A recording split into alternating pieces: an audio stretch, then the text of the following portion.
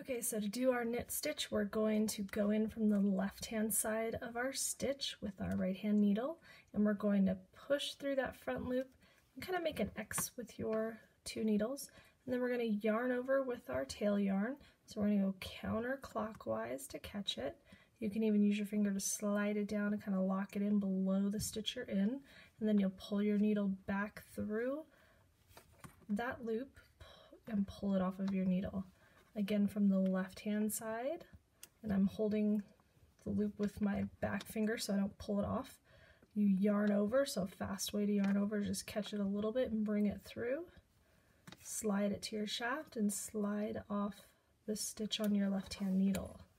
Again from the left cross, counterclockwise yarn over, pull that through, slide and off. So fast would look like this.